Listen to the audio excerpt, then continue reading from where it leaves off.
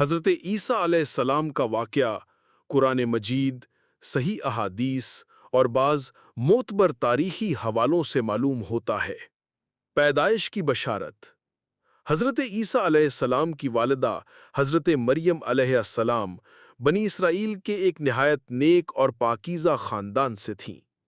حضرت مریم بچپن ہی میں اللہ کی عبادت کے لیے بیت المقدس میں وقف کر دی گئی تھیں، اور حضرت زکریا علیہ السلام ان کے سرپرست تھے۔ ایک دن فرشتہ جبرائیل علیہ السلام انسانی شکل میں حضرت مریم کے پاس آئے اور کہا، میں تمہیں ایک پاکیزہ بیٹے کی خوشخبری دینے آیا ہوں۔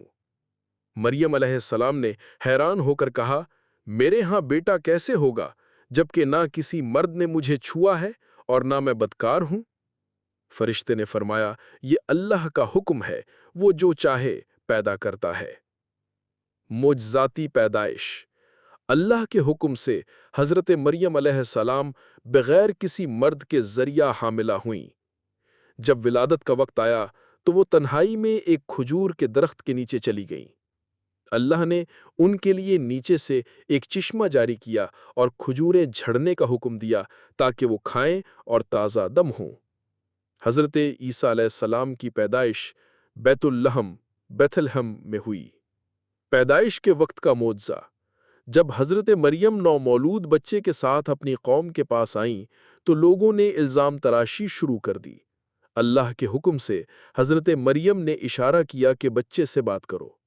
نوزائیدہ حضرت عیسیٰ علیہ السلام نے بول کر کہا، میں اللہ کا بندہ ہوں، اس نے مجھے کتاب دی ہے اور نبی بنایا ہے۔ نبوت اور معجزات۔ حضرت عیسیٰ علیہ السلام کو اللہ نے انجیل عطا کی اور بنی اسرائیل کی ہدایت کے لیے بھیجا۔ انہوں نے توحید کا پیغام دیا اور بنی اسرائیل کی تحریف شدہ شریعت کی اصلاح کی۔ ان کے ہاتھ پر کئی معجزات ہوئے۔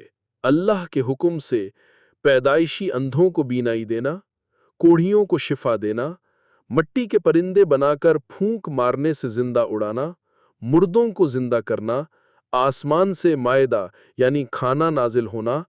قوم کی مخالفت۔